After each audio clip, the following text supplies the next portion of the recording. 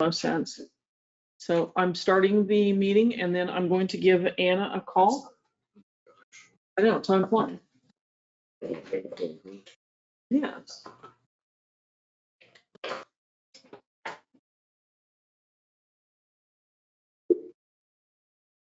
We're sorry, your call did not go through. Would you please try your call again? Yes.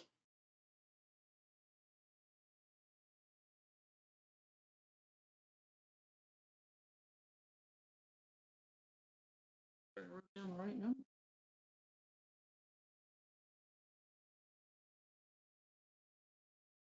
We're sorry, your call did not go through. You got Anna's number? Her direct number and office number. Okay, I was dialing the 816-691-2426. That's what I had for the direct number. Then the office number is 816-842-8600. Thank you. Let's try that one.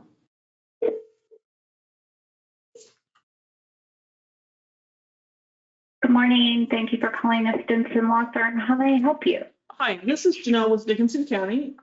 And I've got a call in to Anna this morning at 9:30. Anna Kruslick. I'm sorry, the last name again, please? Kruslick. Okay. Kruslick.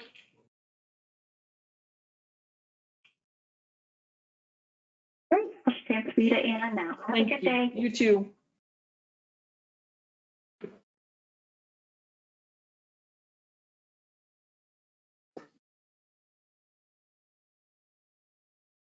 Yes.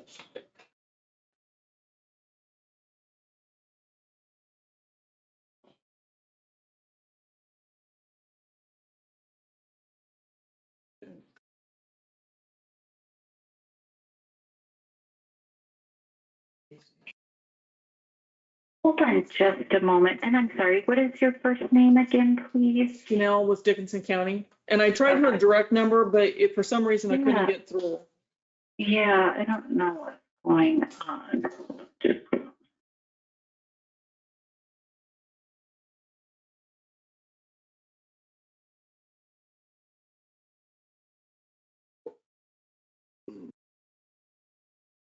Let me reach out to one of her team members. One Thank moment. you.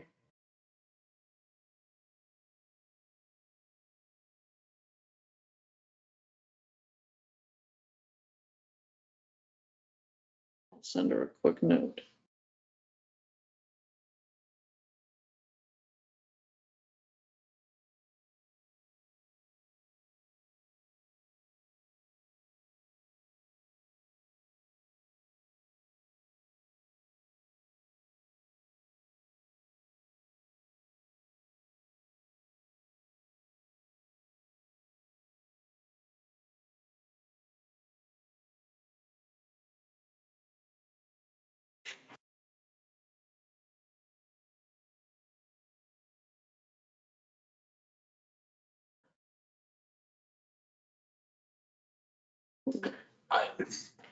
For the municipal. It was a joke in my own Oh, brain about our logo. okay. I'll go ahead and say it. I was like, man, road to success. Maybe we do keep Dickinson great. Get everyone going. Too much. Yeah.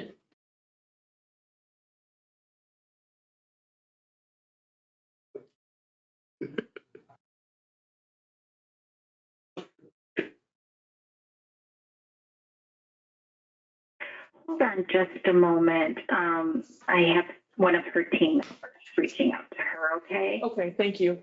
You're welcome.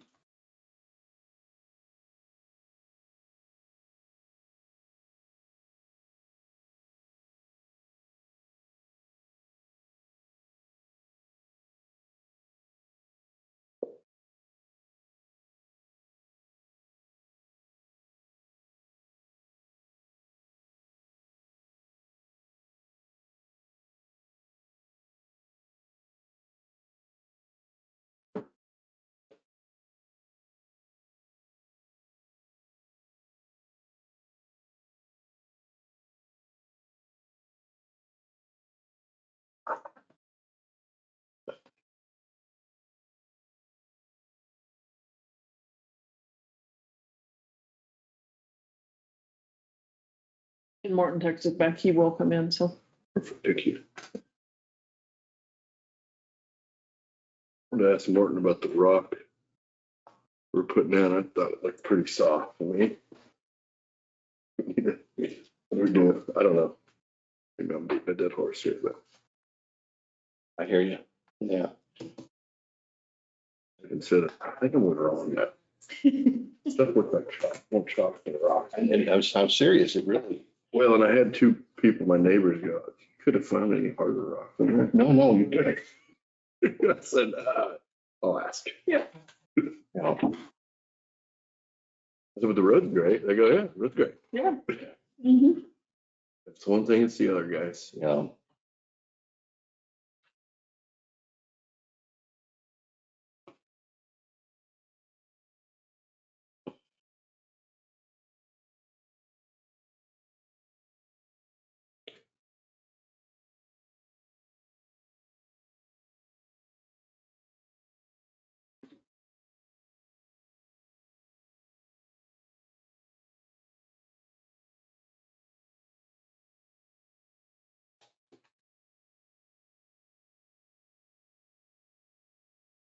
Well, this is kind of like KDHP. Just to notice that this is Well, because taking we're place. affected. Okay. There's 5 different ones. Oh, Okay, I haven't forgotten about you. We're trying to get, there's a little phone issue, so we're gonna get things settled and hopefully we'll be able to get it taken care of, okay? all right. I apologize for the delay. It looks like she had forwarded her office calls to her cell phone, but there was a glitch, and so they're not going to her Okay, mobile phone, so that we're going to see if we can figure it out. Okay. all right. All right. Thank you for being patient. I appreciate it. Thank you. You know? Yeah. What is class A? Class A property. You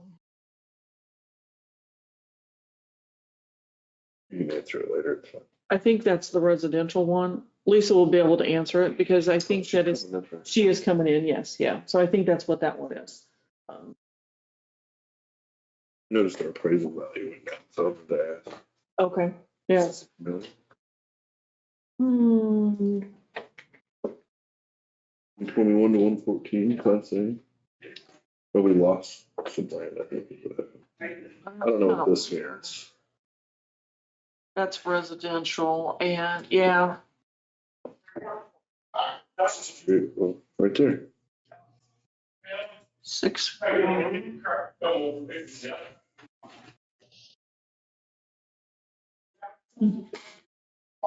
don't know what OCC means, but The number of occupants. So that's got to be residential, commercial, and then exempt. Exempt. Farm ground, I believe. That's probably these together. okay.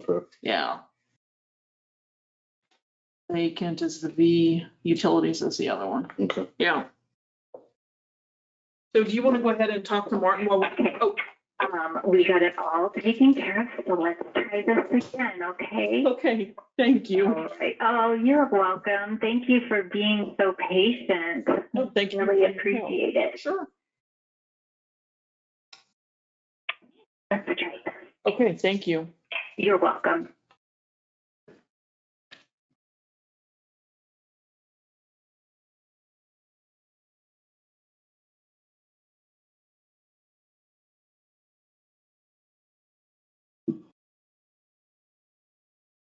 Morning. So. Yes. I think Kevin's chip seal is done, right? Well, Well, almost done. Almost. Almost. Yeah. Now we rephrase that. Yeah. Johnston's and Law. All the main roads are done. This is Ann. Anna, how are you? I'm doing well, thanks. How are you? Okay, so this is who I have in the chambers with me. Kenny Rolfson. Kenny is our chairman, and he's new to the commission. And then Ron Roller, one of our other commissioners. And then we have the county clerk, Jennifer Gayton. Tim is here, and Marcus, and then our road and bridge supervisor is here on another matter. So just so you have an idea who's in here with us. So Yes. So they have copies of the engagement letter, and I've let them know that we're requesting Stinson and you review the proposed regulations that we will put before the PBZ when it comes to alternative energy sources. Because we address alternative energy in our comprehensive plan, but we don't have regulations, in particular regulations that deal with hydrogen and solar. So we would like to have an attorney review that. And they've got a copy of the engagement letter, like I said. So I don't know if you have questions, Commissioners, for Anna, or anything that you want her to focus on. No, I don't know what it is we need to focus on. I think that's what we'd like to find out. Tim, I'm kind of looking at you here. Yeah, what we would normally do is, I know once we went through the wind regulations a couple of years ago, there were questions that came up by the commissioners, planning commission specifically, about what we could do and what we couldn't do, and then that whole process kind of led us to think that maybe before we want to kind of get ahead of the game here, and any other resolutions that come in front of you, we want to make sure that they're all legally buttoned up just right. All the legal questions are answered, and everything is compliant with whatever, I should say, anything that's there that is enforceable that would come in front of you, and just making sure that everything is legal. I hope I said that right. If Anna could hear me, I know I'm hard to. I was going to tell you to talk up. Anna, did you hear what Tim was saying? I heard the general, I think I heard most of it. Okay. I don't have very big questions. I think, Anna, the real idea here is to protect the county, make sure that we're regulating these different industries correctly.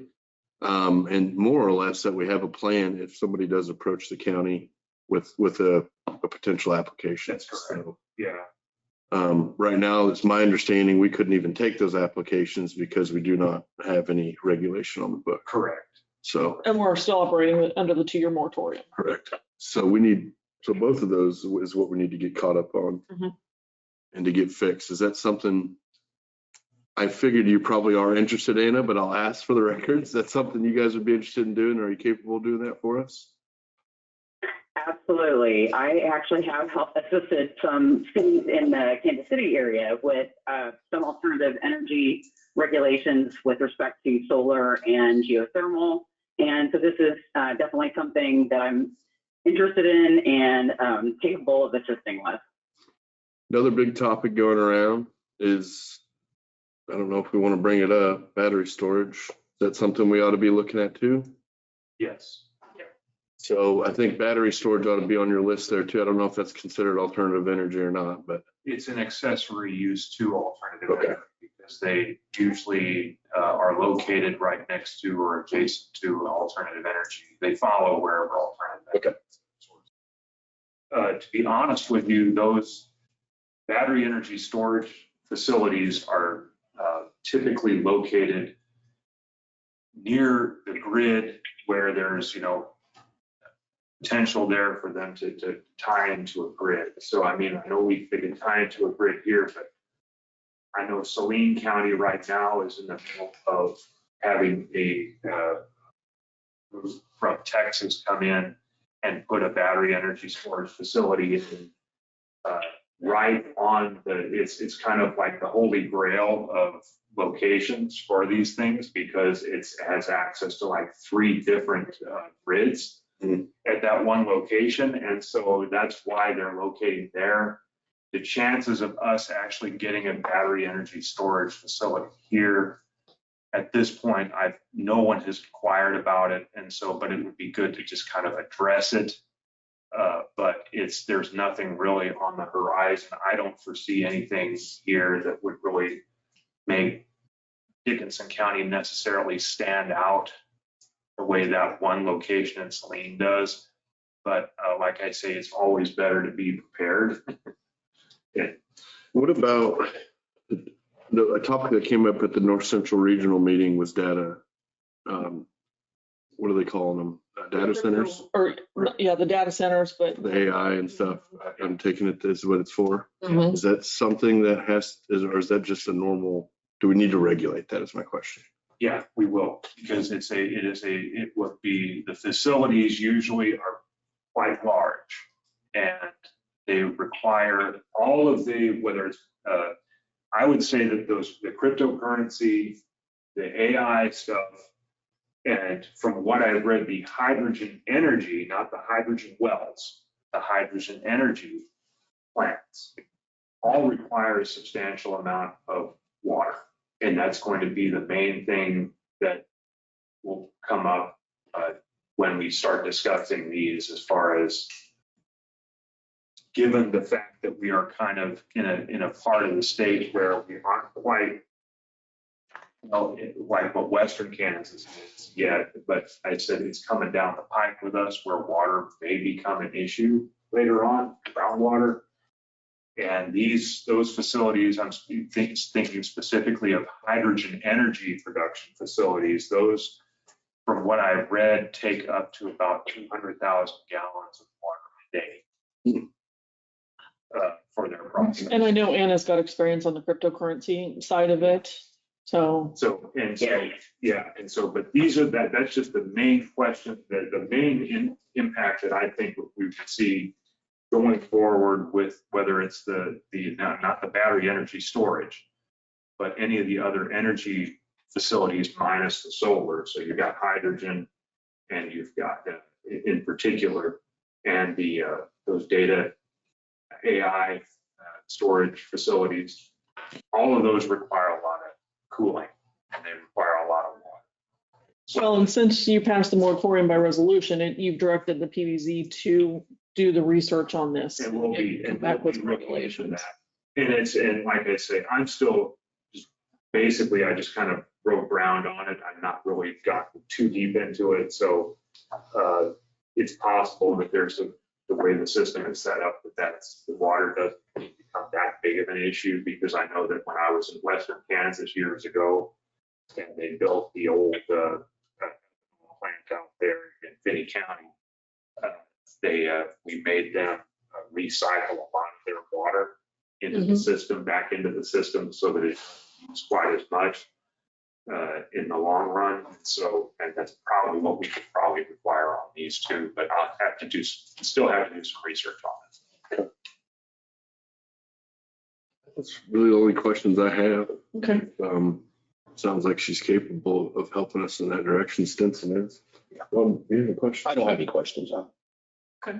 Anna, do you have anything else that you can think of that you wanted to bring to the commission? Not at the moment, but I appreciate your confidence in me, and I'm looking forward to working with the county on this. Yeah, we're very confident with her, so. Well, good. Thank you. All right. Okay. So we probably have an agenda item then. Yep, it is on the agenda, so we'll get that taken care of, and I'll send it back to you once the commission meeting is completed. Great. Thank you all so much, and please don't hesitate to reach out with any questions. Will. Thanks, Anna. Thanks, Anna. All right, Have a great one. you too. Bye. Okay. Thank you, Tim. Martin, real quick, Yes. I asked Janelle about where we're getting our rock. Where we're getting. Yeah, where we're getting it. It seemed, I'm not trying to jump you. Yeah, the shoulder rock. I was gonna ask, is it supposed to be? It came from Hames. That's what, mighty soft, wouldn't you think? It's all soft. I mean, that, it's stuff you put, I appreciate what you did, first of all. I'm not trying to say I'm not appreciative. Yeah. Man, it looked like dust you put down. Yes, it is dirty. I mean, and the reason we use the dirty rock for shoulder, one thing, a whole lot less per ton cost. You know, there's the cost part of it. And it worked. And so we get the lowest rated AB3 that's out there for shoulder work Okay, and driveways, just off the edge of the pavement. So that answers my question. I mean, I was like, that surely ain't the rock we're putting down. no, it is what goes on our roads. Yeah, that wouldn't do us very good. It is what we use on the shoulders. Okay. Yeah, it's That makes sense. cost effective. That makes sense. for us. Mhm. Yeah. It doesn't bother as much, but that was really my question. Really why I'm asking is I know we're talking to some quarries And it's like, are we getting the best rock? Do we need to talk to another quarry? That's really where I was. Yeah, we're dealing with, speaking of rock, we're dealing with buyers now, bears, their chip rock. Part of it wasn't clean this year.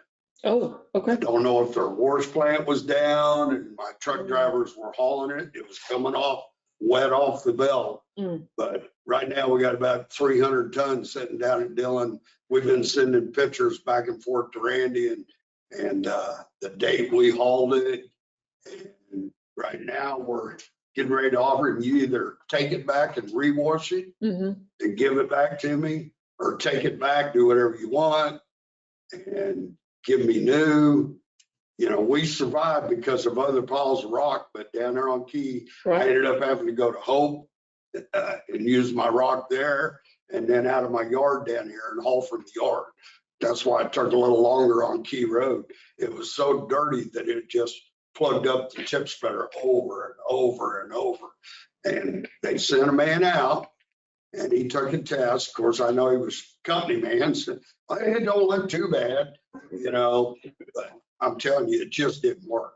So we took pictures and we're working with him. Well, I'm hoping to exchange that rock or get credit for that rock, or, you know, and at the last of his conversation, his last words were to me, "If you can't make it, we'll haul you some rock over there."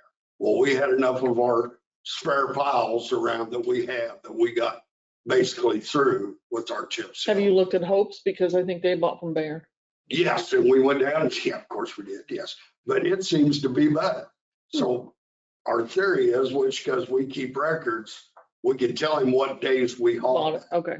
So the guy that was getting the test told my loader operator in passing, "Man, somebody's head might roll on this," you know, because he knew, Mhm. you know, he didn't want to admit, he can't admit it to us, but you know, he knew it was dirty. But, you know, the boss could have been gone, it went down, nobody was looking, and you know, before you know it, you've ran 300-400 ton of dirty rock over there, and people we're loading it up as soon as it's hitting the ground. Yeah. And so, but I think he'll stand behind it and we'll work something out. So, yeah.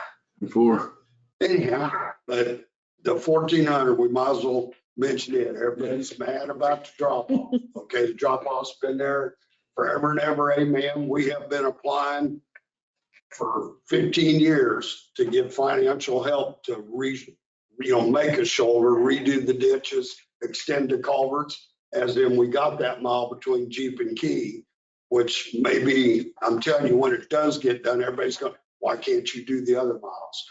Well, because it's costing you over $1 million a mile to get it done. That's why it doesn't get done. We have to buy property, we have to make room. So to make a shoulder on that road, you'd have no ditch. And that's why we can't just fill it with dirt and give them a shoulder, you know. God knows I want to. We've been trying for We have. years to get financing for it, Mhm. but they would never do what the smallest we'd ever done was 3 miles. Right. Asked for 3 miles and they wouldn't do it. Well, then we asked for 1 mile and they finally agreed to help us, you know. But it is, Mhm. and yes, people already ran off the edge of 1,400. It will get striped here in a couple of weeks. The paint man's Mhm. gonna be on his way. So that will help. But That'll help. The road's plenty wide, Kenny. I mean, so they're over 12-foot lanes. I mean, it's not like, is it similar to Old 40, how wide you made it? it's close, not quite. Pretty It's wide. 20 Yeah. This is probably a foot wider, 6 inches more on each side. Okay. Yeah. so and we it's did well- that, I don't know, 7-8 years ago, Yeah. probably. Back when the program had money. Yes, yeah. And we were able to dip in and get another $1 million Mhm. and Well, it's our most traveled road. And then I don't know, 1,400 Avenue is probably second or third, maybe. I don't maybe know. 4th or Maybe 5th. fourth or fifth. Yeah. Okay. But it does get semi-traffic. Yes, yes. We get some more. We've had quite a few semis off the edge road, but Mhm. this morning he had one go off Old 40 Oh, really? pickup. Yeah. And he was headed towards Solomon, and before he got to Camp Road, he drove off the road and he hit one of my culverts and shot him across the road to the south, hit the railroad tracks, flipped and landed about 30 foot south of the railroad tracks. Mhm. I believe they life flighted him out of here. Yeah. Say, is he okay? 23, white pickup, he was 23, and that was all I got out of that. But he got out of the vehicle Mm. and he's telling dispatch, both my shoulders hurt and I got lacerations on each side of my head. Well, then when the EMTs got there, they decided he probably had a hell of a concussion, and then the shock was wearing off, and Uh-huh. and they called for the helicopter to meet him at the hospital. Okay. Yeah, so I don't know who he was, but yes, I hope he's okay. you can't run off the road. Nobody's can't run off the road. Stay on the road. That's Don't right. be on your, I don't want to say it, but don't be on your phone. You Mhm. know, that's a lot of it. Yeah. Unfortunately. Okay. When you're flagging traffic out there, you ask my flaggers, they'll tell you 90% of the people coming into the flagging Or on their are on the phones. phone. You serious? Yes, That's pretty scary. yes. Everybody's looking down. I mean, that one lady that went by, man, she was typing away and driving with her knees, I think. I'm sure. You know, she went around, got in the other lane, she drove fine, but she was doing this when she went by the roller. I was like, Careful doing that. You get caught by a deputy, they're gonna Mhm. yeah, get a ticket. yes, they sure should, and they should, so. Mhm. I think it pretty sure it's distracting. All right. It's more distracting than driving drunk. I've seen videos that show the results of that. You wouldn't think Is there so. a law? but I think cities use. Had the your- other ones that- I had don't the think mayor the state like, has one, but Plastic, The whole town, micro seal. they put that road back together. I mean, I've only looked down the road, it looked nice. Oh, I didn't it's- get a chance to drive it. Cleaned it up and got the water out of it. It's outstanding. um, It's really something, you know. Fair Road looked good too. Yeah, the stuff we put on fair, right, so Oh, we were, we're hoping it's tough. for good things out of that, Mhm. that it lasts and it's a viable product we can add, mhm, you know, at 60,000 a mile, Mhm. you know, mhm. and maybe not have to pave a few roads so we can. Right, or extend that, you know. Yeah, Yeah. yeah. I mean, if we can get 7 years or so out of it, Yes. on some of them longer, you know, that would be good. City of Salina is really big on it, Mhm. and Kansas City actually, but City of Salina this next year, they're gonna let them do Ninth and Schilling and Oh, wow. Magnolia and Crawford. So they've been doing residential for about 5-6 years over there with this product, but they're gonna put it on their main. That's, I was gonna say, Main those are roads some now, main they think thoroughfares. They believe in it, that it holds up, City of Salina does, so, Even better. There it goes. yeah, Perfect. good to go. Appreciate it, Martin. Thank you. Thank you. bet. I just wanted to add one thing. You know how to run every piece of equipment, don't you? I kind of been, Well, you're out front of my house there. I kind of watched you a little bit. I think you ran everything well, you at once. you gotta feel who's gone. If there's a void, that's what I noticed that though. I just wanted, Whatever you need me to do, Mark, you know, to make it go, so. so for the public, our director's out there building your road, just so you know, he's working. Yep, don't ever say we don't. Thank you, Martin. You don't have to stay, Tim. I think you're good. Tim doesn't need to stay as I far. don't think so. Okay. Thanks, Tim. So which one? Do you want to do the funding recovery? We can do that because I think that should be pretty short and sweet, right? Yep. Ron, I was told you got told, or you know about this now, the funding recovery. Yes. The email. Yes. I don't know where you guys want to open this up at. Joe, why don't you open it? So you received the email from Cat McKee with a request that we use opioid funding for an escrow account. And it came to light because of a individual that was going through recovery court, that they were going to be moved into a recovery house, but they needed the $1,000. They're employed, but their insurance doesn't cover it. So I asked for, I talked to our recovery court team and asked for some more history on that, or some more information on that. So they were turned away from from the CKF residential treatment facility due to that, because the insurance would not cover that treatment. So they're looking for other options. So recovery court, that's part of what they do. They've got him enrolled in a substance abuse class, and they're going to try to do outpatient services through CKF. So there is some alternative things that they can do, which we appreciate that. So but the Recovery Lighthouse, the Rising Light Recovery House, okay, RLRH House is being opened by the Hope Center and the foundation board on that. So she's asking for a $5,000 escrow account. But there's a lot of questions in my mind how that's going to work. Who's going to make that determination? Where they arrive at that dollar amount, what the requirements would be to stay in the house, things like that. So since we still we've not received our payment for the year, which typically happens in August, it hasn't come in yet. We still have no idea what kind of dollars we're going to be receiving for opioid. And the commission's direction in the past has been recovery court. That is the priority. So we've got some expenses coming out of it for recovery court that we've not seen yet. We have not been taking the defense attorney out, the pay for the defense attorney out of recovery court, the opioid dollars for recovery court. We can certainly do that. And that's about, Marcus, So far through this year, it's been about 12,500. I'm anticipating somewhere around 26,000. 26,000, yeah. Annually. Last year, I think we were at 22,000. So it's about 25,400. I know there's some money sitting into it, but we could transfer those expenses from the general fund, which is the tax levied fund, into the opioid fund to pay for. That would be my intention, and that's, I know we've talked about that. We are gonna do a grant process too.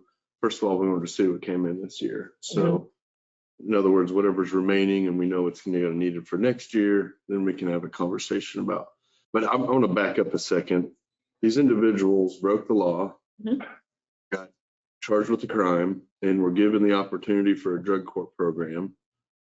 That's I'm not trying to be mean, but I guess that's the extent of my hospitality when it comes from the county side of the world. At some point, they got to be accountable for what they did. The $1,000, that's on them. If they can't do that, then there is another disciplinary option. I'm not saying that's what I'm encouraging. Right. I'm just saying at some point they made a decision that you got to pay for it. It's not the taxpayer's responsibility. And I know our patrons that participate in recovery court do pay to participate in the court as well. That's the way I understood it too. Mhm. The other side of that, I'm not a corrections guy. I'm not going to try to pretend I am, but I would imagine that gives them skin in the game. If they had to put $1,000 up, they're probably going to want to, I would hope that would encourage them to take it a little more seriously. But to me, if we're giving them that, I feel like we're defeating that responsibility side of it. Right. The financial responsibility, wanting to keep a job and we pay for the whole thing. We're kind of disincentivizing that. And I think I don't know. Doug's got a lot of familiarity with it as well, and he can speak to their success. It's because they are all in and participate in it. There's many people in the program that have been through the program, and many of them are able to work their way through it, and some cannot. And it's frustrating to me to see that okay, you're in the program, everybody's working hard, and you will be tested on Friday and test positive. And so the consequences go from there, and try to help them through this. But in my own world, I can't imagine it.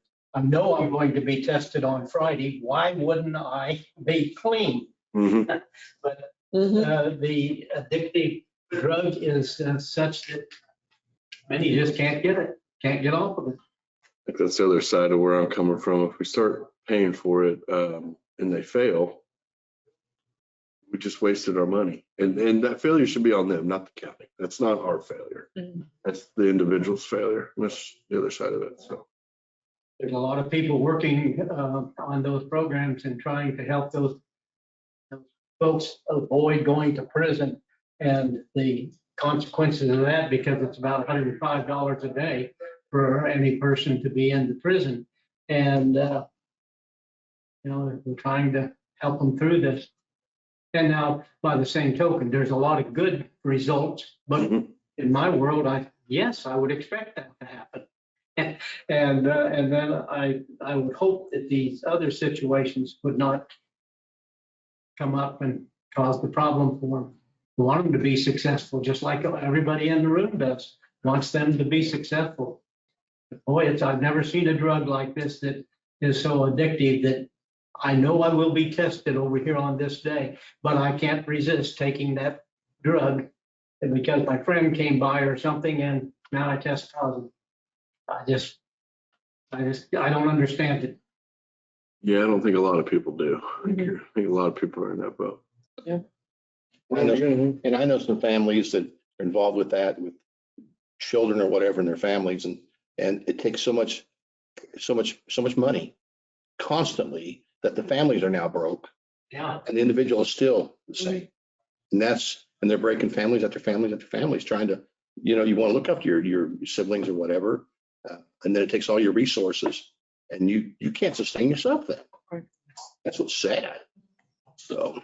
And some of them turn around, what happens to them is, well, they've lost their marriage. Now they've lost the kids because they're placed with somebody else. The kids need the parents to be in there, but the parents can be dysfunctional because of this. And the kids are paying the price for some, because now grandparents are stepping in and trying to cover, and sometimes there's not a relative.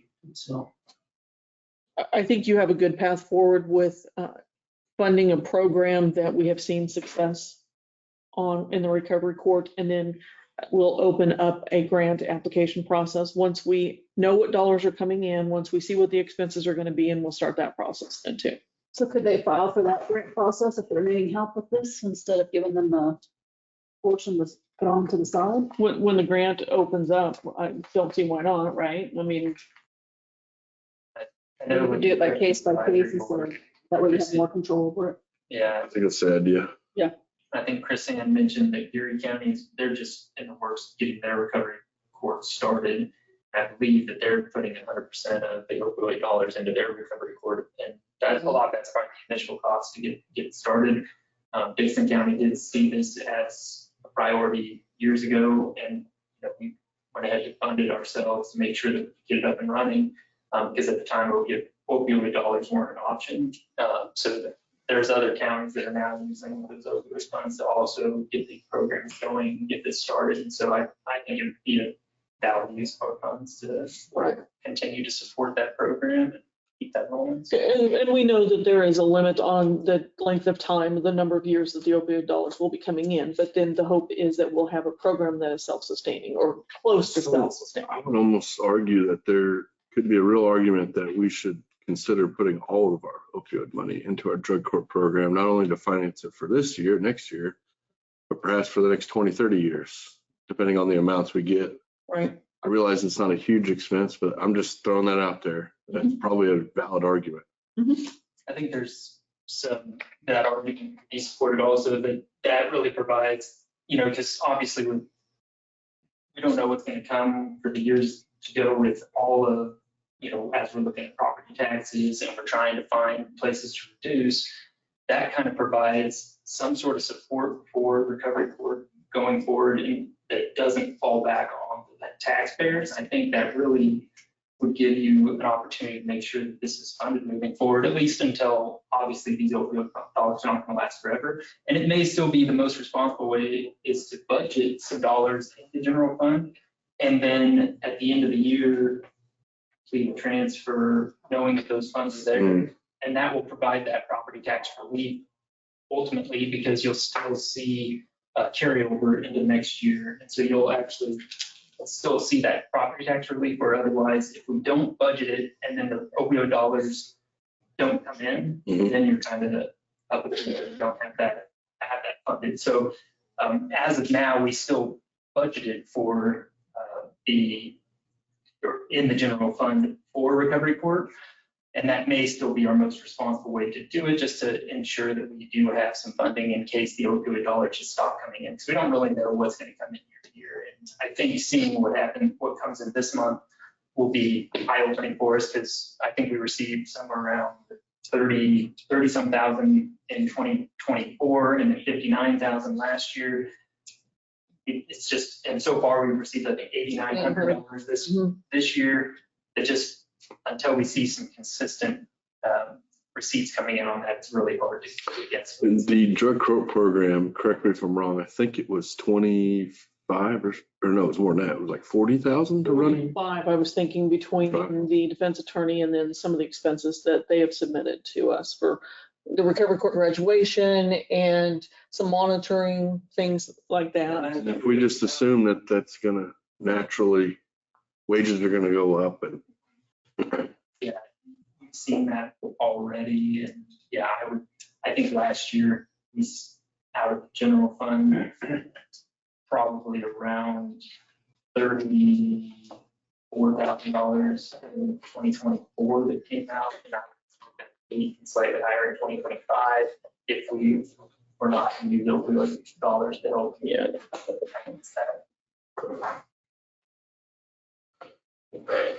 I mean, I guess to answer this, Kat's question, in my opinion, no. If the other commissioners want to go down this path, obviously that's their purview, but I'm most concerned with what we're already operating, and I'm gonna stay on that mantra until we actually do it. And then I'm really getting convinced that we ought to keep it all for drug court, because I mean, unless one day we get to a point where there's an exorbitant amount of money in there and then we go, okay, maybe we need to open this up, maybe.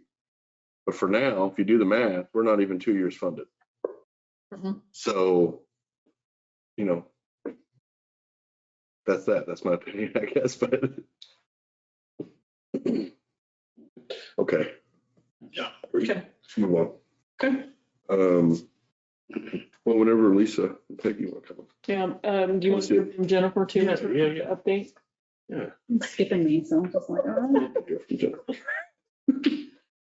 All right, we are currently engaged in the budget process. We're reviewing publications, responding to taxpayers' inquiries about the revenue neutral rate notices, filing submitted budgets, and digitizing additional documents. Excuse me.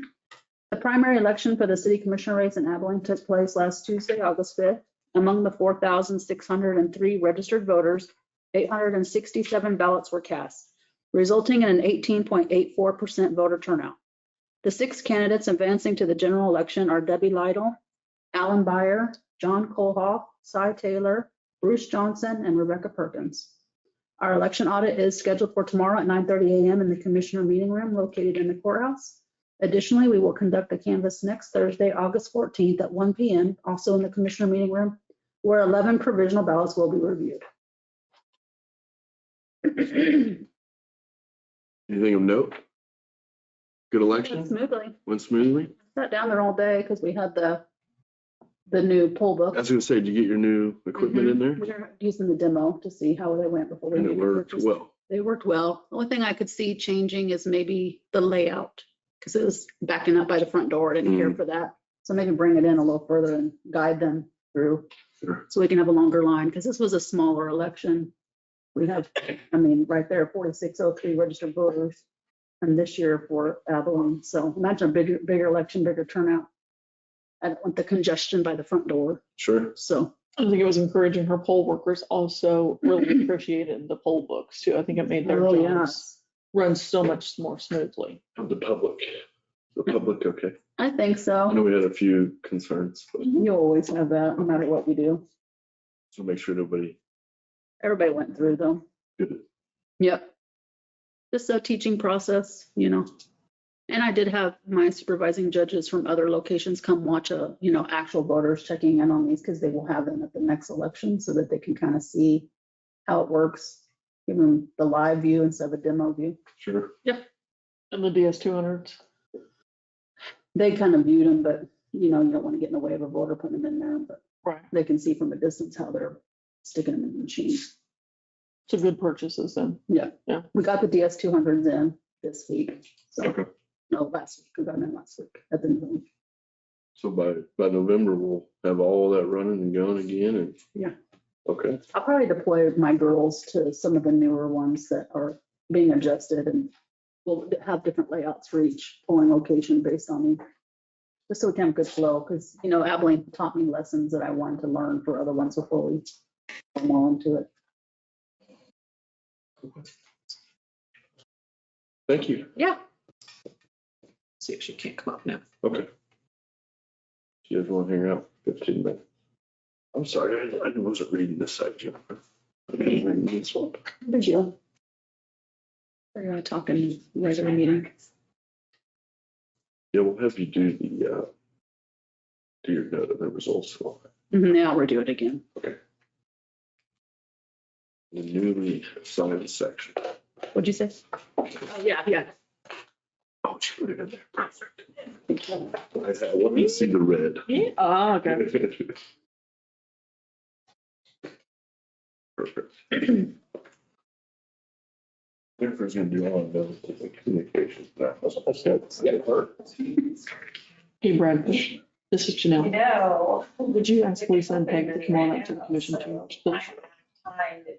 Okay, awesome. Thank you. Renewed. They All right. had to go to They're on their way. Oh, quick. So. Like instant. Just gotta tell it. You know, I'm. Morning. Good morning. Come on up. Are you ready? Yeah, we're ready. You're ready. Okay, We're a little early. that's good. Sorry. That's early in the night. Yeah. Sure, yes. Whenever you're ready. Thank you, dear. You're welcome. Thank you. Okay, sounds good. Thanks, Doug. Yeah.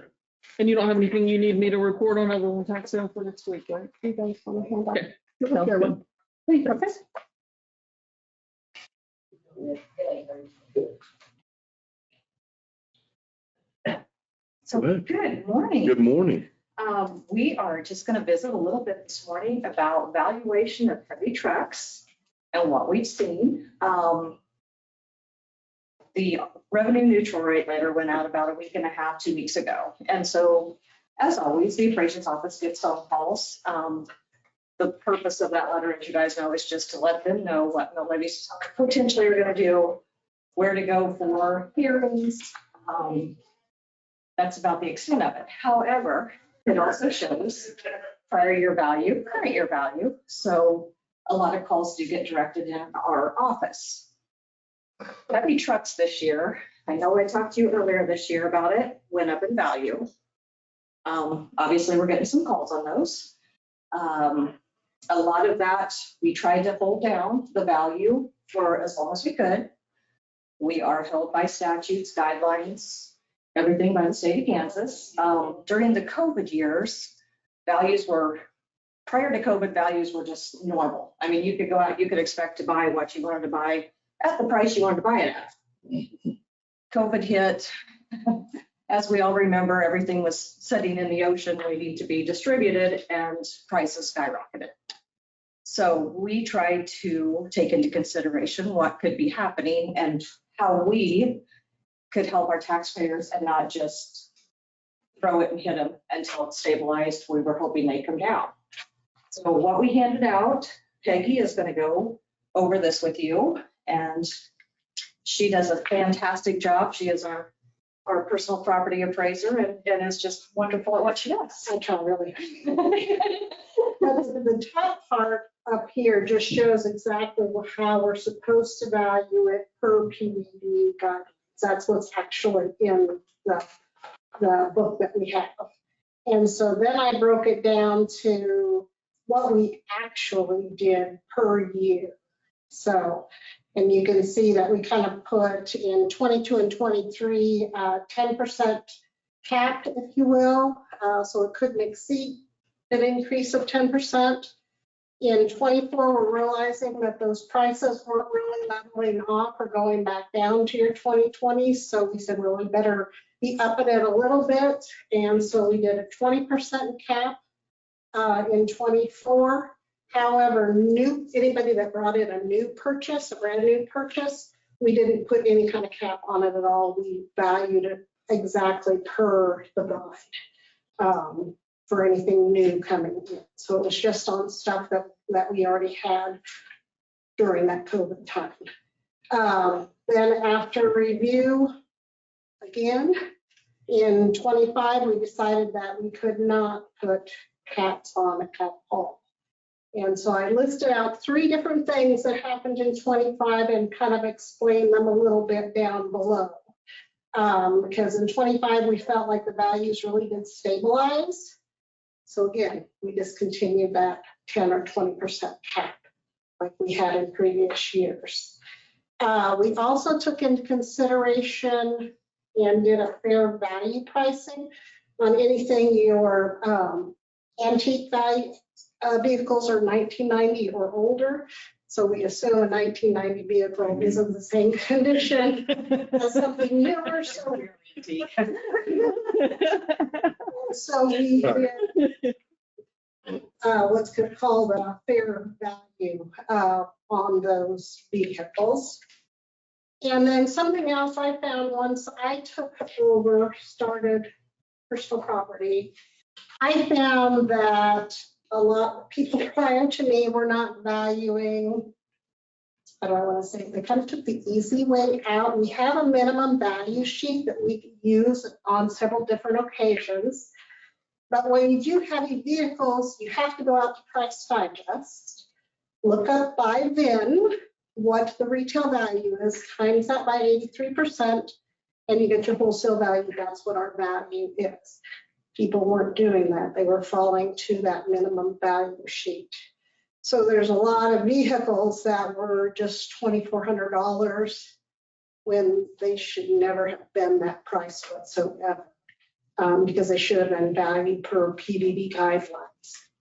So that's where people are seeing quite a huge increase.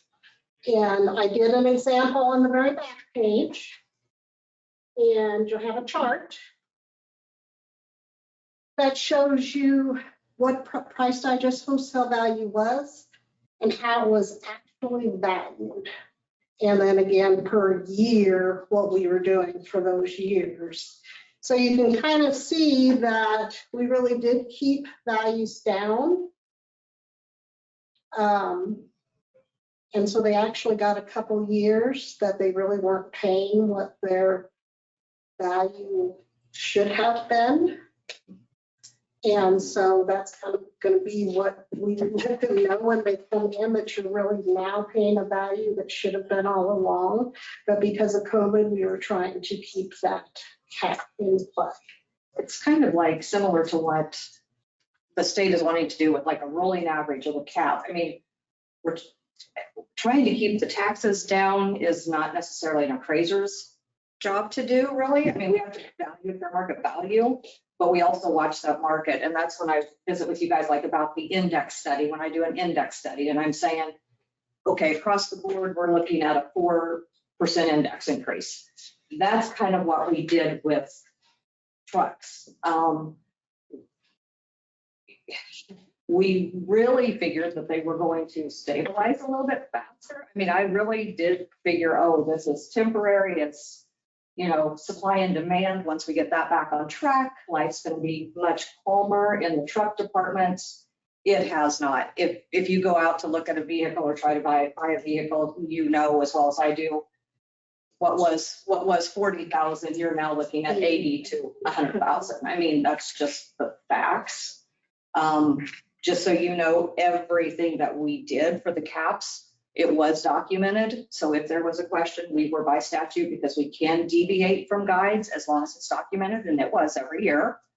But we did that hoping to help the taxpayers, which we truly did for, 3 years. But there comes a time where we do have to go back to following statutes, following guidelines.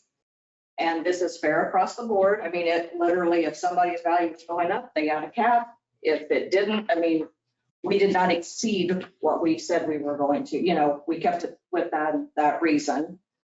This year, it's kind of the Band-Aids off. Can you talk about the compliance, and if we don't follow that, what the impact would be? Oh, yes, we do. We definitely want to stay in compliance. You guys will actually be notified here within the next, I'm going to say 2 weeks, 3 weeks maybe, that we were 100% in compliance this year. But if we do not follow the guidelines, we do lose points. We're only allowed 75, we're only allowed 25 points to be knocked off of us, and we're out of compliance. And that can be both procedural and the ratio and everything, statistical. That's what I'm looking for. And so we do have to follow the guidelines extremely close, and we do. And the state would step in then, Yes, right? yes. And so we won't let that happen, because it just, I mean, we do follow procedures very closely. Like I said, everything we did, we documented. So we did cover the county in doing this, but we literally were trying to help taxpayers out. And hopefully, when we explain this to them, they will see that we did try for 3 years. But we were just concerned if you guys got a phone call, you needed to know what was going on and why. We may have some payment under protest. We may be able to assist and lower something. We may not. It just depends upon where they fall at on the price digest. And that is one of the nice things about this truck, this group of trucks is we can do, it's market value, but we can adjust for conditions. So if they come in and they say, oh, well, it's just a shell of a truck sitting out in a line of rows with trucks. Oh, well, then we can change that value. And it doesn't have to be per price digest. So that's, people have to learn that they have to talk to us so we know exactly what kind of condition that we're in. So like on this one, what would the individual actually be paying this year versus last year? I know their value is higher, but what's the actual tax? I did not calculate a tax amount. Do you guys have a, I'd be curious to do you have know. a calculator But- anywhere? On my phone. On your It's phone? obviously a pretty significant That will work. increase, I assume. It is going to be significant. Listen, Is that, So, yeah, you can just show me. there you go. thank you.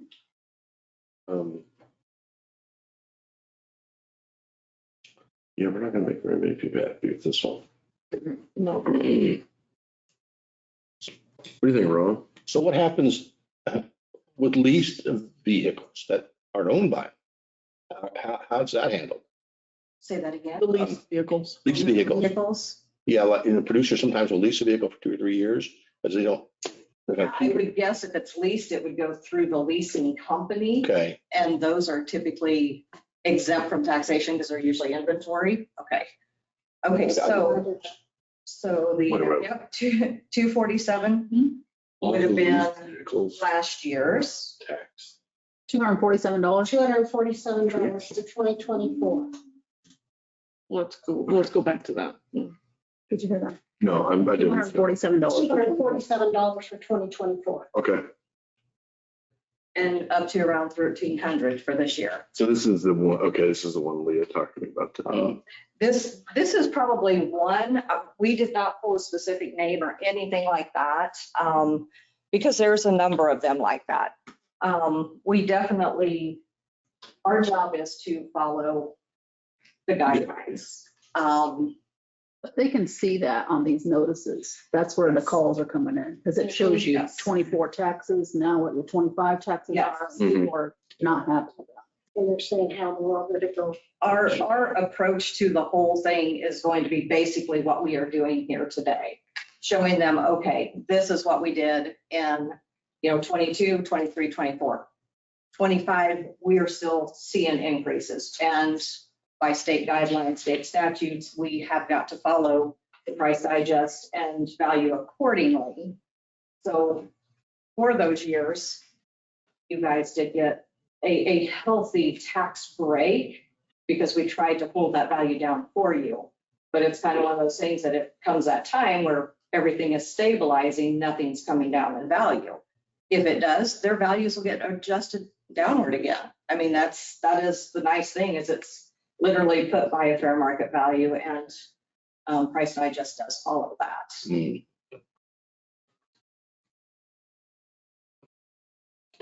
Okay, So we kind of calculated the number of trucks that this would have, would impact, and we're looking at about, what we say, 14-15% for a heavy truck. So I mean, out of everything, that's not a lot, but there are still going to be people that are going to be asking. how many trucks is that, do you know? What we say, 116? I I didn't either. I would say it was like around 116 or 120, something like that. Some over there. Yeah, what kind of trucks? so. It affects like 24,000 pounds or higher, right? Yes, yes. So semis. And some of those though are also, as we said, in that minimum value increased, but not greatly unless they were ones that should have been not valued at a minimum. Correct. So Then they would have increased. So minimum value charts, we have to create based upon a market value, what a consistent value would be for certain trucks. That's just also, you have to document that. You have to be able to show the state, this is what our minimum values are. And those are also supposed to follow fair market value. And so this past year, we did an analysis of truck sales that we had here in the county and then put them into categories for the years, year ranges and everything like that. And if it was a heavy, like a semi or heavy truck, whatever, we tried to differentiate that as well. So we're comparing consistent properties to consistent properties. But really, the only time that you're supposed to use that minimum value Yes. sheet is when you can't pull the bid. Yes. In Price Digest. So every heavy truck, I went into Price Digest unless I could tell that it was only 4 or 5 digits. I knew I couldn't pull it. Right. I put it into Price Digest to see if a value could be pulled and then valued accordingly. And so that's where a lot, people prior to me were just going, oh, I didn't put it, it was a minimum last year, I'll just do a minimum again this year. And so that kind of just kept being carried forward. But that's not the proper way, the correct way to be that. So if you have calls, you don't want to send them. We will be more than happy to help people. The other thing that I would just say is right now, like I say, we get calls. We still can't really do a lot until they get their or until they get their tax statement because we're in that cutoff period. And so we will be more than happy to visit with people, explain the process, explain what we did, why we did it. Thinking that we were helping them in the process. I mean, we did because this could have hit them 3 years ago and would have been consistently that hard. And so, there's a couple of different ways that hopefully they can look at that with an open mind and see we actually were trying to do the best by them and still remain in compliance throughout the process.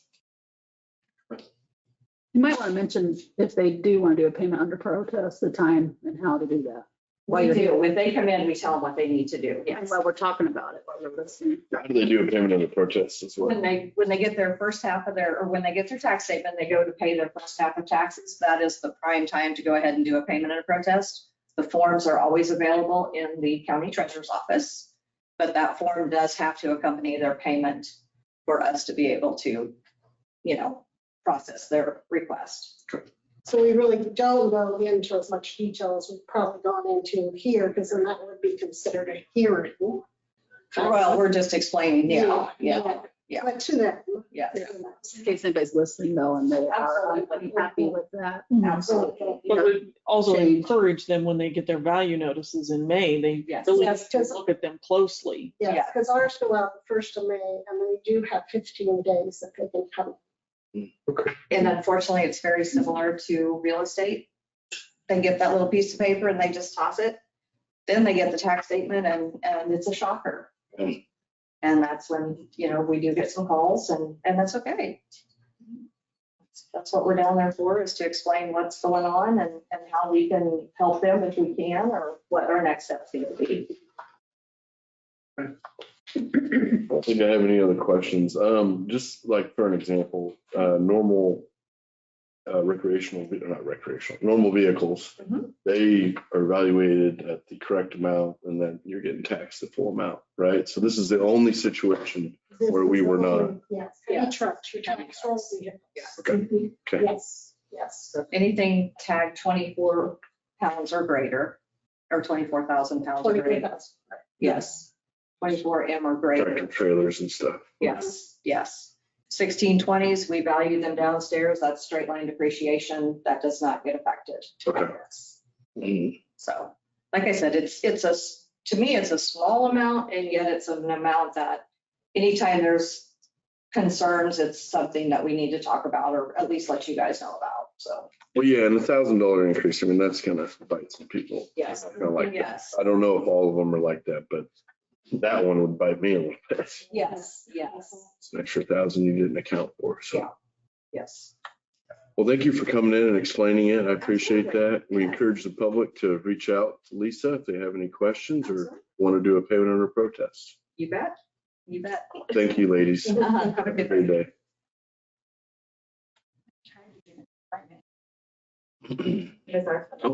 There's one right there. But I've been reading with the legislature some time ago, this had come up about the gross weight on these heavy vehicles. Want to bring up the weight. We know what it did to, had been doing to the roads, but now there's discussion again. I'm thinking, we need to discuss- we're not in that position. Right. We don't even fix our roads now. But anyway, that's something. I know. These vehicles, I believe that it's still be paying the personal property tax. It's probably, it may be going through the leasing Yes. company and then it's all built into the lease payment. So technically that's just included in it. Yeah, because they still have So to. they're not like exempt from. Yeah, I just, Better idea. you see it a different way, yeah. Yeah. That's a dumb question. Do we have to pay tax on our vehicles? No. The county vehicles? We don't. Okay. No. Exempt. We're exempt. Yeah. And farm tags is exempt. I think farm tags are, Well, but that's on personal vehicles, isn't it? yeah. I think it's on semi. Oh, it's not a semi? Is it on, I don't know. Well, I think the semi would be the, I would, yeah, you're right. I don't know. I know my side by side, because I own enough land, I didn't have to pay tax on it. Of course, I guess I'm the only honest one, apparently. you do pay tax on yours? Well, I did on my Ford. I didn't know everyone else did that. I thought you were supposed to pay your taxes. Well, on farm use. I used to have a side by side. Oh, I think And so I told them, I'm like, because I want to drive it on the road. Oh, I And can't. they're like, well, you don't need a tag. You just need to pay the insurance. You just gotta have, whatever. I was explaining, if you use it actually for the farm, you're good. But if you're out fishing, But well, that's what I'm getting at. When I went into the treasurer the last time, I said, she goes, don't you own land? I said, yeah. She goes, do you work on it with this? I said, yeah. Well, we can exempt it. yeah, that's, Yeah. All right. Sign me up. Jake can argue better. No. So what about the boat? So we have a pond that we have to fish to feed our chickens. Yeah, So there you go. There you go. At least about it. they won't eat anything else and set a yacht on their little tiny pond. like you in the Tractor Supply, and they always ask, is this for farm use or whatever, so I put a candy bar on there. That's the candy bar farm use too, because chickens. It didn't fly. No, yeah.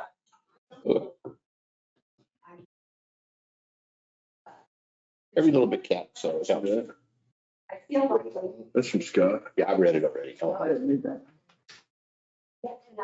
Is that a notice? No, that's a good one. We're getting some praise on that. It's good.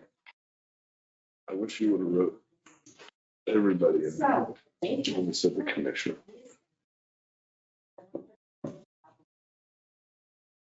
Well, I'd say, I don't think we're gonna talk more. No. I'd say we're gonna take a quick break until 11 a.m. for the regular meeting.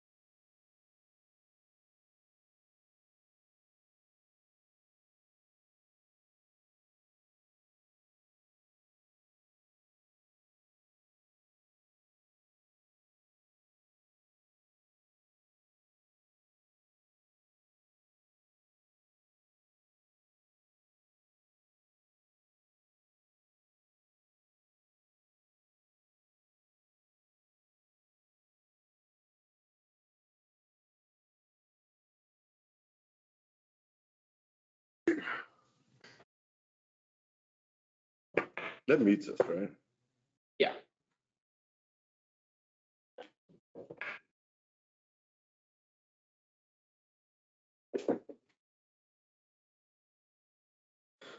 That's what I was starting to say. Everybody needs to show a little restraint because we are having to show restraint as a farmer family. Right. And when you, sometimes it's like they don't care. It's not their money, but it really is. Mhm. It's taxpayers' money. Mhm. So I appreciate what all you guys. If you happen to see Doug, The staff, Yeah. they're the ones that made these cuts this year. I mean, I know we are the ones that opioid. asked them to do it, but Well, and I wasn't ready to retire this year, but my I think we have to go on and do it, so we want to make sure. didn't have the open funding anymore, so. That's why I know Leah just do it. I don't have a job, but He's cool. I'm not gonna get one. I think I- yeah, why don't you? You know, I there's, have a husband at home. get back to living. No snotty noses, nowhere. Oh, sorry, no. No. Go and check for it. No, I know. And that was about as good.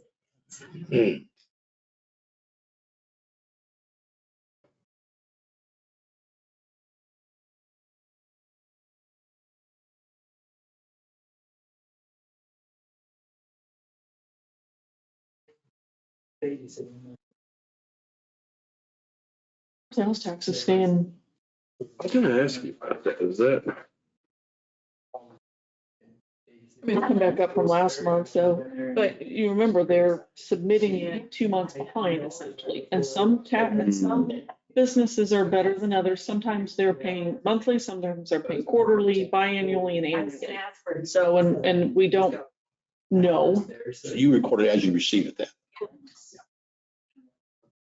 that was a little, but I mean, I think we're actually up probably, or maybe just, My daughter lifeguarded. I think that we no, are, we're right down. so we've received 60%. So we're a little We're down. about 58% of the year, so. So. It was. Okay. Now, if you look at last year's, we're slightly, we're about It's just so. $30,000 difference. I'm sorry, $3,000 difference I can't add today. Yeah. We're at 1.027 compared to 1.030, so. But, you know, the previous month, Just have your certification. if you look at last year, it's 147,000 compared to 140. Even if you just fill. That was April's payments that we received in July, or June, I mean, so. No. I have a suspicion that this is, Like one of those. Yeah. I have a worry. Oh, yeah. I think they've gotten much better. People are gonna get tighter and tighter. They are, but prices keep going up. Hard to buy it. It's ridiculous. We saw this great sort of just.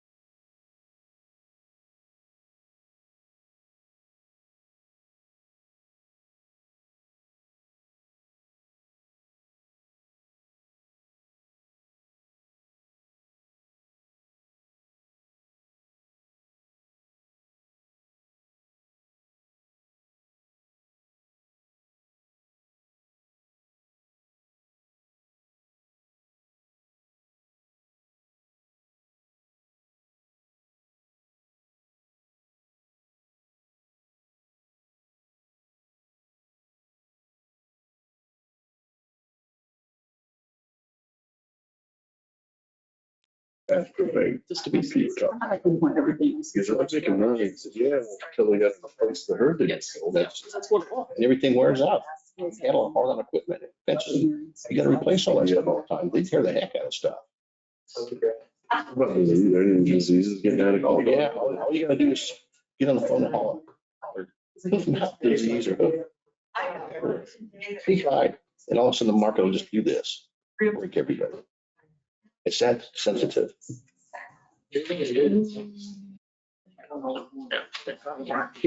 Kansas working on a packing plant, Bill? You heard that? I don't know if well, unless it's. Did it come up where they were supposed to put that over there in Junction City and that's fought against that? Yeah. But I don't think I ever got any traction or anything like that. Maybe you're right. One of the, that's Marcus, if he remembers it. I thought one of the reps mentioned it at the North Central. I never understood that. Let's see, who was there? Scott, Elaine Bowers. Bloom. Yep, and then Bowers, and I don't remember the rep from the district rep for Marshall. Oh, right. It wasn't Lisa Soria. It was probably, I don't remember her name. her name escapes me now. She was sitting with us. Marcus, do you remember one of the reps at North Central talking about a livestock slaughter bill? Am I dreaming that? Maybe I dreamt it. Like zoning and getting into that kind of talk. I might have dreamt that. You know what? Let's just move on. Covered quite a few different topics. I could have swore they did. Anyway, I was just trying to relate that to Midwest meats and what that would do, but.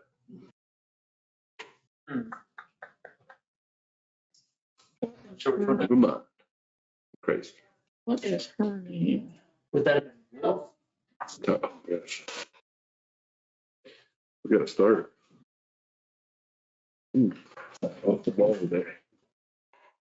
Call this meeting to order. If it all rise for the flag salute.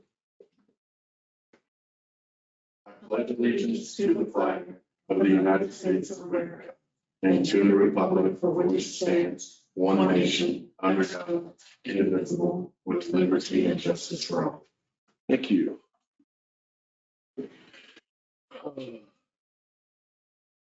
Going on to the agenda, we have one item today on our agenda, which is to consider the engagement letter with Anna Kruslik at Stinson LLP regarding alternative energy zoning regulations. This, that is only an item we have on the agenda. I will motion for approval. I'll second it. All those in favor say aye. Aye. Aye. Motion carries. Moving down to the consent agenda.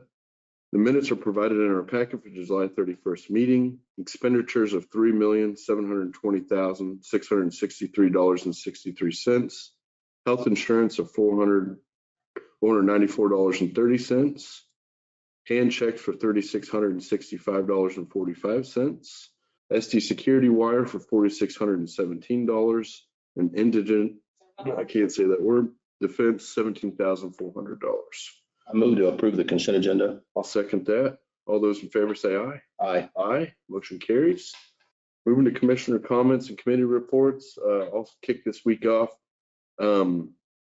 We had a couple good events. I went to the CEO initiation or orientation last night. Man, what a great program. I don't know why I haven't been attending those meetings, but I was thoroughly impressed with what's going on over there. I thought it was very organized. They had it. I don't know. I just was very impressed. I want to give kudos to them, and I really like that association. I think it's doing some great things for our young entrepreneurs, and I'd love to see that program keep going. I'm told we're the only program in Kansas. I think that's right. They've had it for a couple of years and. There might be one other starting it, Okay. but man, what something to say about Dickinson County. So Where was that? that was at the rec center last night. We've had some of our employees' children go through the program. Yeah. I thought it was absolutely amazing. Like I said, the presentation, the organization, the whole thing, it was on par. It was really good. I was very impressed. So kudos to Kyle on that board and to Cassie Wilson. And I know Rawhide's very involved. So kudos to them and continue that effort. That is all I have to report today. Ron, you got anything? Just real quickly, I'll be spending a little bit of time yet tomorrow. The detention center will do some projects tomorrow, so we'll be there in the afternoon and finish up with that. So everything's going well though. So Okay. still good. Thank you, Ron. And then Lynn is gone out today on vacation, so we don't have his report. Not seeing any petitions or proclamations. We will give some time for public comments if County Administrator General Dockendorf will, please. Per the Open Meetings Act, KSA 75-4317 and 75-4318A, as the elected board, the county commission is not allowed to meet or make any decisions without posting the meeting.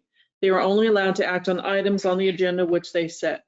During the regular meeting, the county commission may allow for public comments on items not listed on the approved agenda.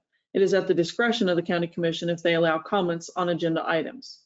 If you wish to provide comments, please come forward to the podium and state your name and address. If you are online, raise your hand and we will unmute you. Please state your name and address. Each person may speak for 3 minutes. The allotted time will start after the speaker has given his or her name and address. Public comment shall be addressed to the county commission only and not to the speaker or the audience. Only the county commission will be permitted to ask the speaker questions. The public comment period is not a back and forth discussion with the county commission. You should make your views and input known to them, but it is not a time to ask them questions. You should not expect them to respond to your comments. Comments may express support or agreement with the previous speakers, but in the interest of time, please do not repeat the same information. You may state something to the effect of your name and address and you agree with the previous speaker. It is important to maintain a respectful, non-threatening atmosphere for anyone who would like to speak. Please do not engage in such actions as cheering, booing, clapping, insults, threats, etc. Thank you. Can you pull it up? Yes, I can. See it. Give a few moments here for public comment. And they went away. There you go. There we go.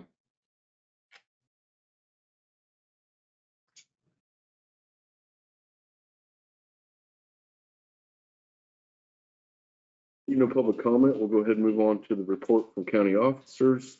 We'll start with County Administrator Janelle Dockendorf.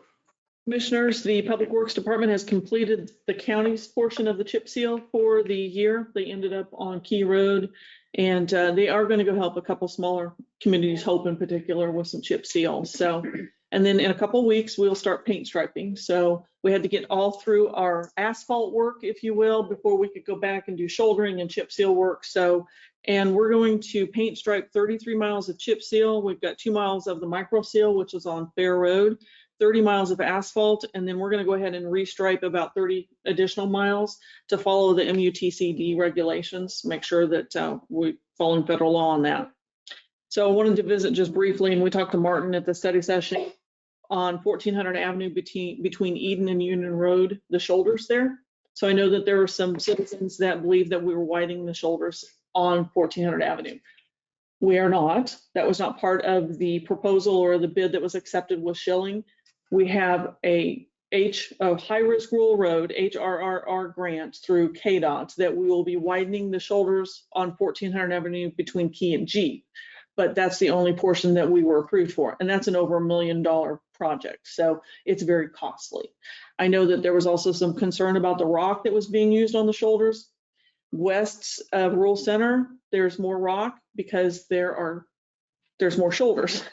On the east side, there's not. So whatever rock would be placed would be down in the ditch. So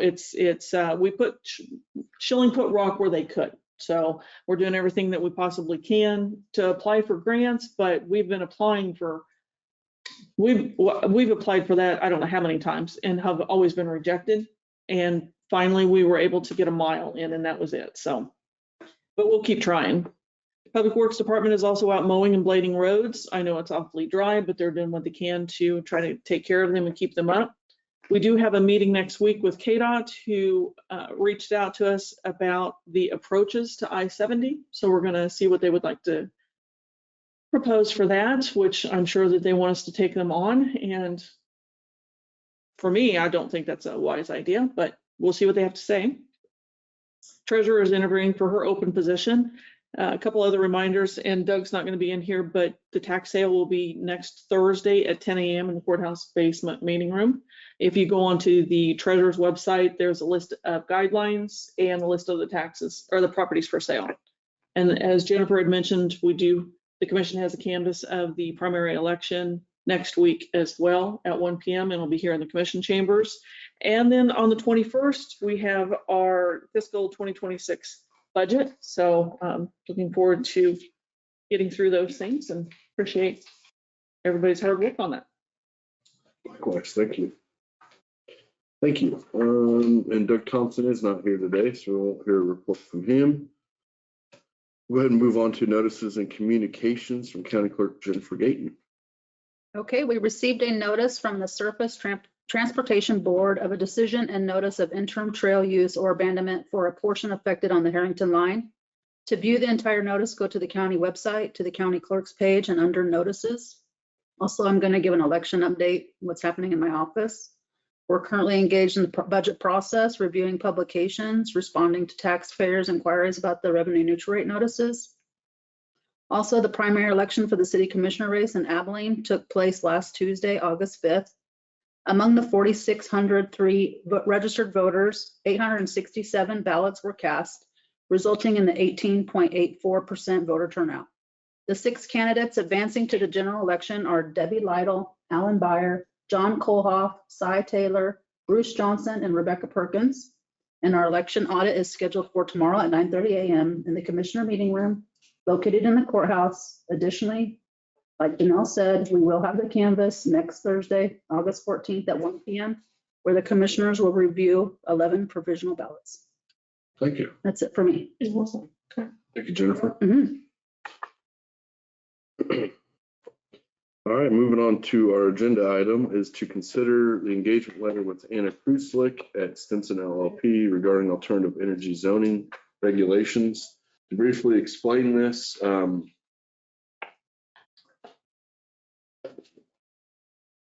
actually ask you to talk a little bit about it, but I guess I'll give my overview of what I'm looking at. We have hydrogen potential. I think everyone's been hearing the talks about battery plants and hearing the talks about alternative energy. We need to have regulations in place. We are zoned as a county. If we're zoned, we need to regulate those different industries that might apply. If they do apply and we don't have any regulations on that zoning, we actually can't take that application. And I don't think that's a very good practice for economic development. So the reason we're doing this is a pretty, how do I want to word this? I don't want to say ambiguous, but it's a newer industry, especially hydrogen extraction. Right. We don't know what needs to be regulated. So we're reaching out to some experts that can help us figure that out and try to give us some guidance down that path. So that is the reason we are considering this today. Janelle, do you want to add anything to that? I think you said it very well, and it's just we're doing our due diligence. It's in our comprehensive plan, so we want to make sure that we are doing our best to protect the county and the citizens and make sure we've got the regulations correct. Absolutely. Is there any cost that we need to talk about? So we are considering about 50 hours max as what we believe that the time would be. And if you take a look at the estimated average rate, we're going to look at anywhere from about 18,000 to 24,000 is what we're estimating would be. I don't think it's going to take that many hours, but on the high end, 24,000 is what we would. You want to authorize it for that? Please. Okay. So, Ron, do you have any questions? No questions. No more discussion? I'm going to go ahead and motion that we approve up to 24,000 in the engagement with Stinson on the alternative energy zoning regulations. Second it. Any more discussion? All those in favor say aye. Aye. Aye. Motion carries. I think there's a place for you to sign that. Then the sign packet. If not, Okay, I just want to sign this one. yeah, that'll be fine.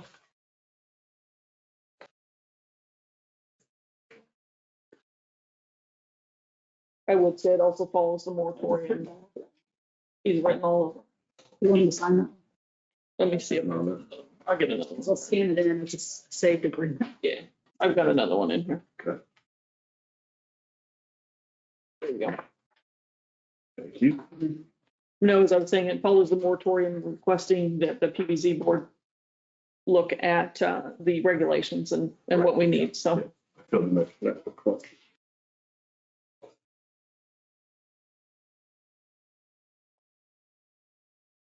Okay. Well, that concludes our business today. I do not have any other agenda items, so I would motion for adjournment unless we have further discussion. I'll second it. All right, we are adjourned. Thank you, everybody.